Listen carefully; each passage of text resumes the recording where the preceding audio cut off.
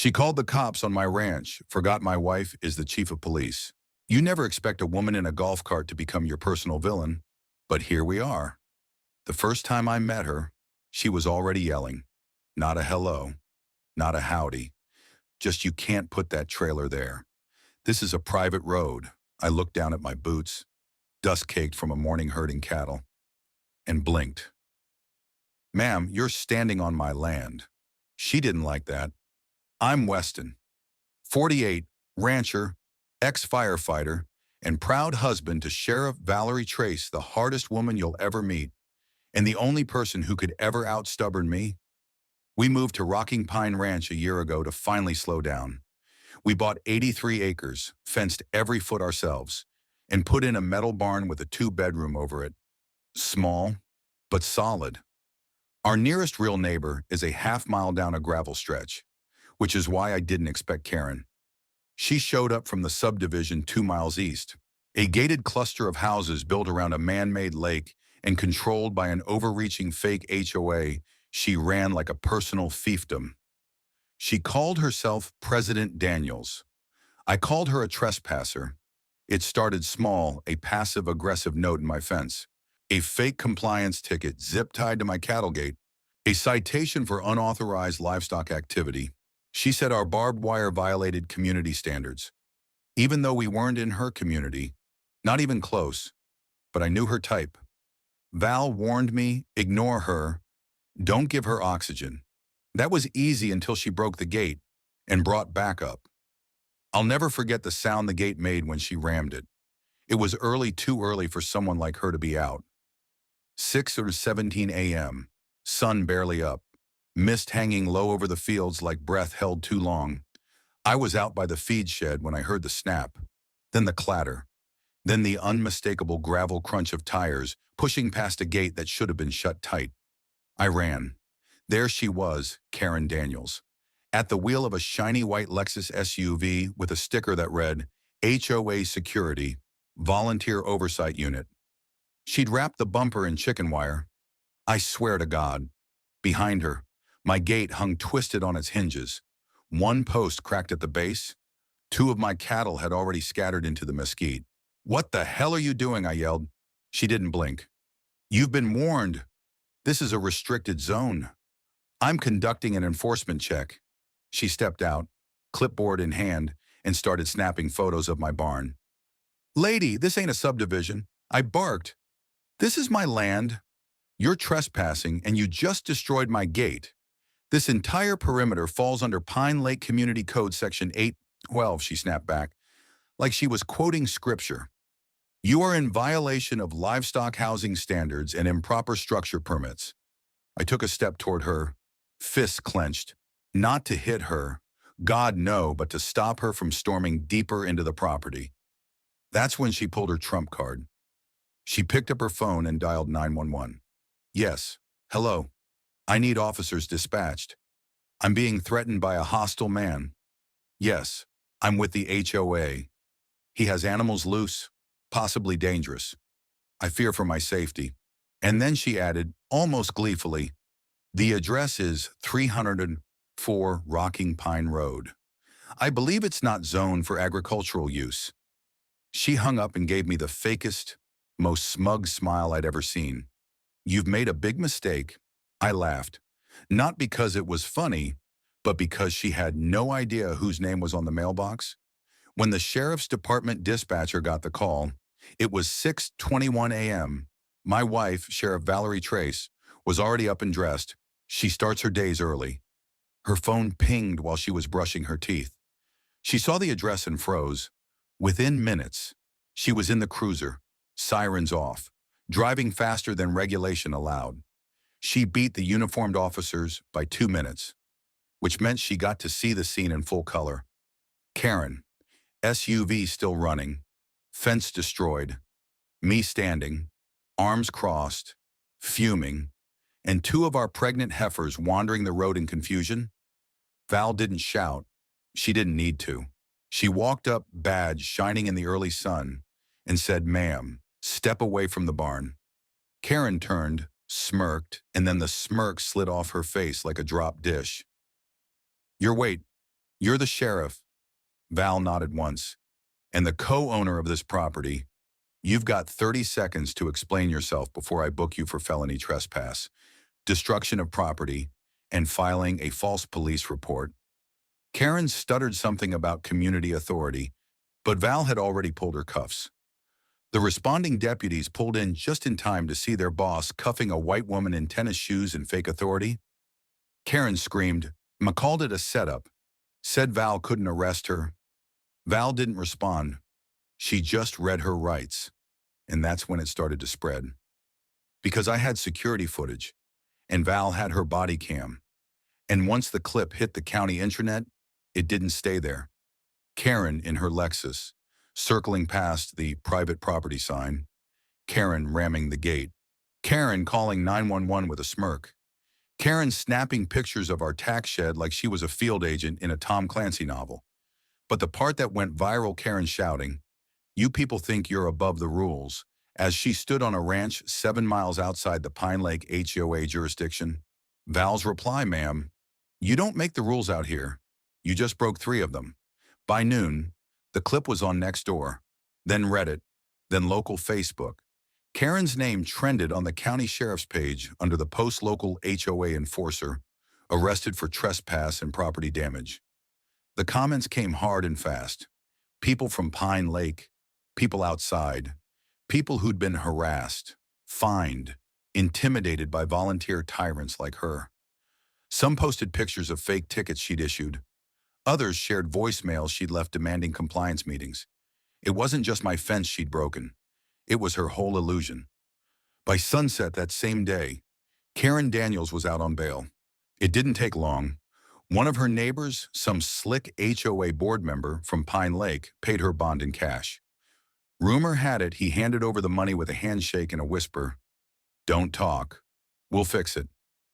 She walked out of county lockup with a silk scarf around her neck and a press release already drafted about how she was unjustly detained. But something had shifted, because while she was busy trying to rewrite the narrative, people were finally telling the truth. It started with a message from a guy named Jeff Holder. Jeff was a retired mechanic who'd lived just down the ridge from us. He texted me through the sheriff's tip line. "She fined me $700 for unauthorized trailers last year, threatened to report me to zoning. I'm outside Pine Lake. 2. She said, we'll take you to civil court if you don't comply." Then came a young couple with chickens, an old widow with a broken picket fence, a disabled vet with a weed whacker ticket. One after another, they came forward. Each story had the same rhythm. A strange note in the mailbox, a clipboard inspection, a letterhead marked Pine Lake HOA Enforcement Division, an invoice, a meter a year, a veiled threat, and none of them lived within Pine Lake's jurisdiction.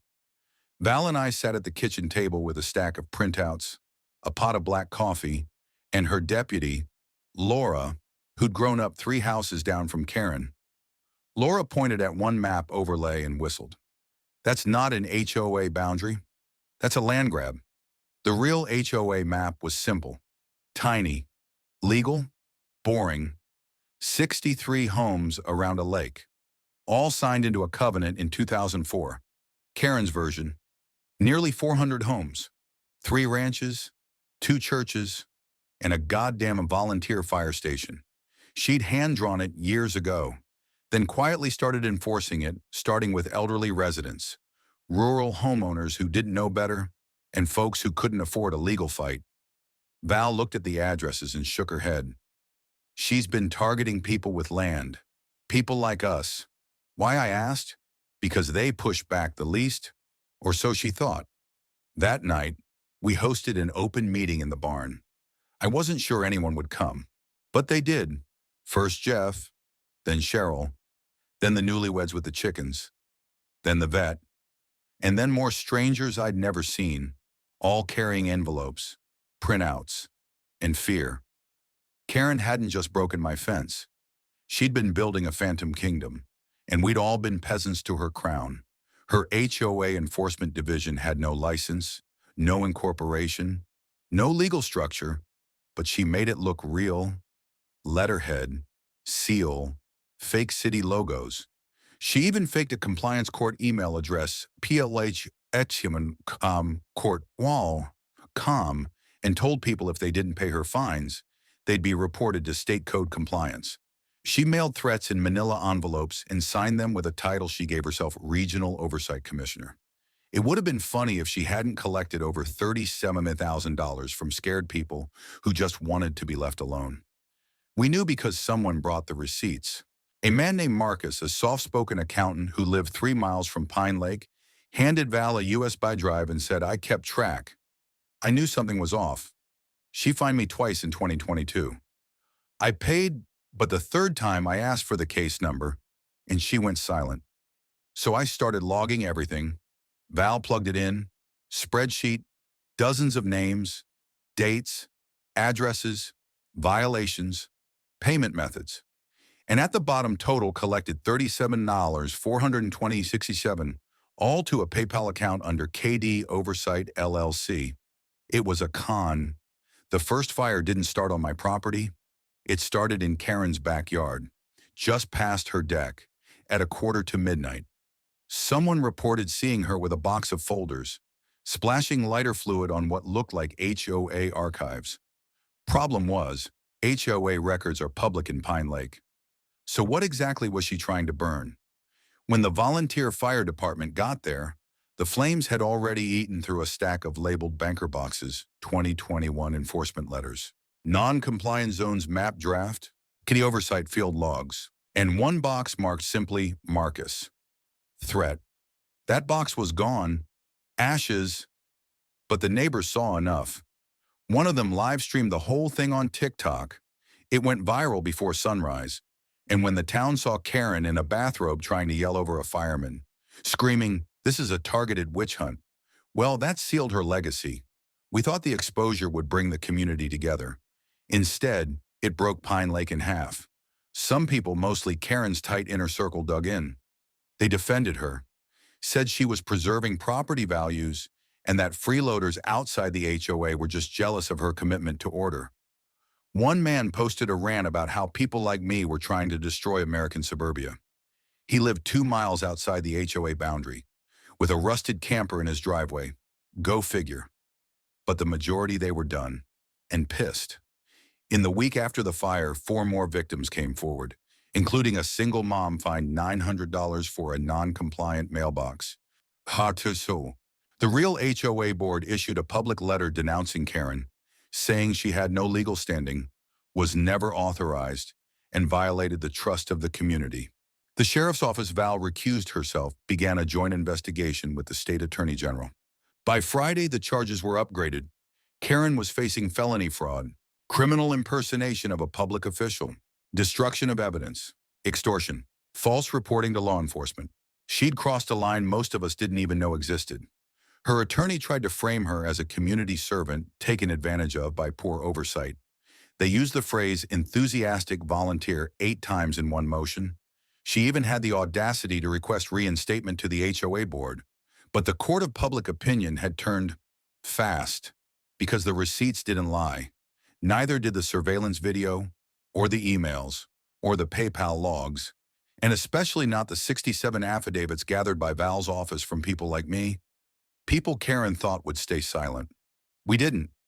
Karen's trial wasn't flashy. It didn't need to be. By the second day, the prosecution played the video of her calling 911 on me, played the part where she claimed I was threatening her with a large aggressive animal. That aggressive animal was Biscuit, our 12-year-old Labrador retriever. Sleeping by the porch in the background of the footage, the jury laughed. Karen didn't. She was sentenced to 18 months for fraud and impersonation, fined $43,000 in restitution, and banned from serving on any HOA or community leadership board in the state for life. The dust settled slow. Even with Karen locked up, her presence lingered like a bad storm.